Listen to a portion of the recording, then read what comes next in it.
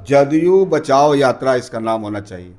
जदयू को बचाने के लिए निशांत जी निकलेंगे, नीतीश जी निकलेंगे, श्रवण कुमार जी निकलेंगे, तमाम लोग निकलेंगे, लेकिन कुछ होने वाला है नहीं। जदयू का खत्म होना निश्चित है, जदयू मिट्टी में मिलना निश्चित है। दिन दहाड़े सोना चांदी के दुकान में फिल्मी अंदाज में डकैती हो रहा है। इसलिए हमारे नेता ने नाम रखा है सम्राट चौधरी के राज में स्मार्ट अपराध हो रहा है। आपने सम्राट चौधरी का जिक्र किया, बिहार के नए मुख्यमंत्री सम्राट चौधरी बने हैं, लोन लेने की जरूरत पड़ रही है, आखिर क्यों उनको? अब तो लोन लेना ही पड़ेगा ना, जब सैलरी जुटा नहीं पा रहे हैं। ये धन तंत्र के माध्यम से चुनाव जीते हैं, लोकतंत्र के माध्यम से चुनाव नहीं जीते हैं, जुगाड़ टेक्नोलॉजी से चुनाव जीते हैं। लोन उठाकर क्या जाहिर कर रहे हैं? अब लोन उठा के बताना चाह रहे हैं ना कि हम बिहार की तरक्की करेंगे, उन्नति करेंगे, लोन उठा के। लेकिन लगातार जो बिहार पर लोगों का जो कर्ज बढ़ते जा रहा है, ब्याज का बोझ बढ़ते जा रहा है, क्या होगा इस बिहार का? नमस्कार, द टीवी देख रहे हैं, मैं हूं आपके साथ प्रिया मेहता। आपको बता दूं, पूर्व मुख्यमंत्री नीतीश कुमार पद छोड़ने से पहले समृद्धि यात्रा निकाले थे। अब उनके बेटे निशांत कुमार यात्रा निकाल रहे हैं 3 मई को। हमारे साथ बातचीत करने के लिए आरजेडी के विधायक रणविजय साहू हैं। सर, कैसे देख रहे हैं? अब इसको देखना क्या है, जदयू बचाओ यात्रा इसका नाम होना चाहिए। जिस प्रकार से भारतीय जनता पार्टी ने नीतीश कुमार जी को सेट कर दिया, दिल्ली ले जाकर पैक कर दिया, तो भारतीय जनता पार्टी के राष्ट्रीय अध्यक्ष जी ने कहा था क्षेत्रीय पार्टी को ख़त्म कर दूंगा, खा जाऊंगा। तो ये शुरुआत है ना, पहले नीतीश कुमार जी को निपटाया, अब निशांत जी भी राजनीति में आ गए हैं।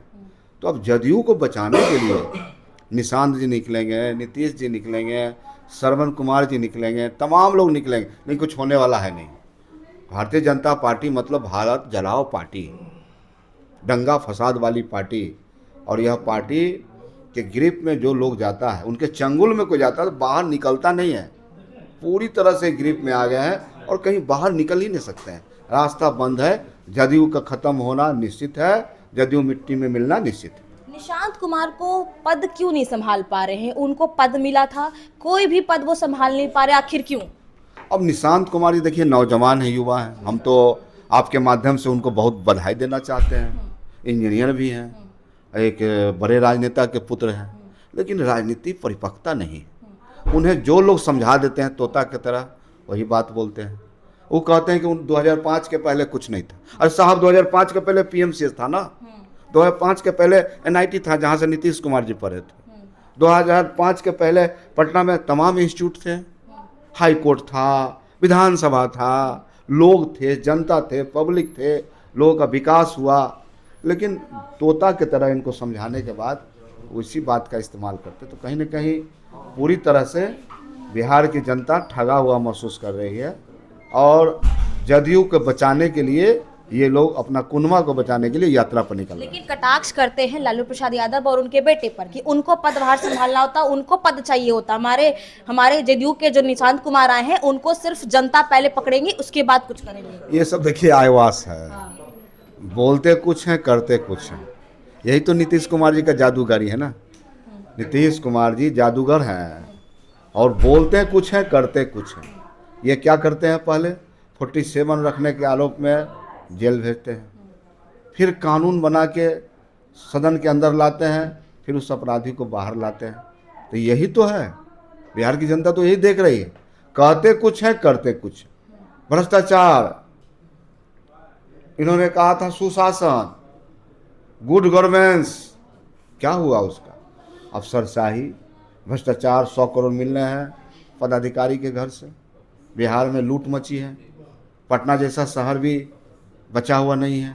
दिन दहाड़े सोना चांदी के दुकान में फिल्मी अंदाज में डकैती हो रहा है। इसलिए हमारे नेता ने नाम रखा है सम्राट चौधरी के राज में स्मार्ट अपराध हो रहा है। हो रहा है अपराध, अपराधी आ रहे हैं, अपराधी मोबाइल छोड़ के आ रहे हैं।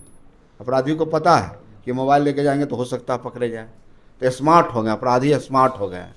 तो अब बिहार पुलिस कितना स्मार्ट होती है, सरकार कितना स्मार्ट है, तो ये तो आने वाला समय बताएगा, जनता बताएगा। आपने सम्राट चौधरी का जिक्र किया, बिहार के नए मुख्यमंत्री सम्राट चौधरी बने हैं, लोन लेने की जरूरत पड़ रही है, आखिर क्यों उनको? अब तो लोन लेना ही पड़ेगा ना, जब सैलरी जुटा नहीं पा रहे हैं। ये धन तंत्र के माध्यम से चुनाव जीते हैं, लोकतंत्र के माध्यम से चुनाव नहीं जीते हैं, जुगाड़ टेक्नोलॉजी से चुनाव जीते हैं। लोन उठाकर क्या जाहिर कर रहे हैं? अब लोन उठा के बताना चाह रहे हैं ना कि हम बिहार की तरक्की करेंगे, उन्नति करेंगे। लोन उठा के लेकिन लगातार जो बिहार पर लोगों का जो कर्ज बढ़ते जा रहा है, ब्याज का बोझ बढ़ते जा रहा है, क्या होगा इस बिहार का?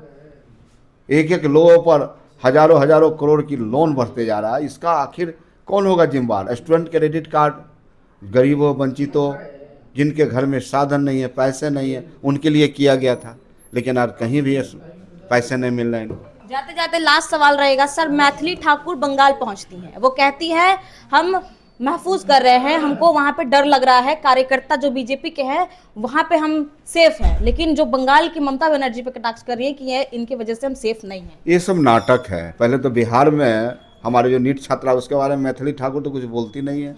जब आप पूछते हैं, बयान लेते हैं, तो बोलती है हमको कुछ नहीं बोलना है इसमें। गृह मंत्री, राज्य मंत्री नित्यानंद यादव भी बोलते हैं हमें कुछ बोलना नहीं है। ये सब नौटंकी है। बिहार की जनता पूरी तरह से देख रही है, और बंगाल की भी जनता देख रही है। झाड़ू मार के सफाई होने वाला है इनका बंगाल है इस बार, पूरे एकदम खदरे जाएंगे। पप्पू यादव ने जो इस तरीके से महिलाओं पर टिप्पणी की है सर, कहाँ कैसे देख रहे हैं? ये देखिए, कहीं से भी उचित नहीं है। महिला हमारे मान सम्मान है, प्रतिष्ठा है, संस्कार है। महिला को हम कहीं देवी के रूप में, कहीं माँ के रूप में पूजते हैं। ये मेरा संस्कार है, यही मेरा उसूल है। लेकिन जिस प्रकार का भाषा का प्रयोग किसी भी राजनेता के द्वारा महिला पर टिप्पणी की जाती है, वह सब समाज में इसका कोई स्थान नहीं। चलिए, तो हमारे साथ बातचीत करने के लिए रणविजय साहू विधायक आरजेडी से थे। उन्होंने साफ तौर पे कहा नीतीश कुमार के बेटे जो निशांत कुमार यात्रा पर निकलने वाले हैं, उस तमाम चीज़ों पर बात की। बहरहाल इस पर आपकी क्या प्रतिक्रिया, कमेंट बॉक्स में बताएं। इस तमाम खबरों के लिए बने रहे द एक्टिविस्ट के साथ।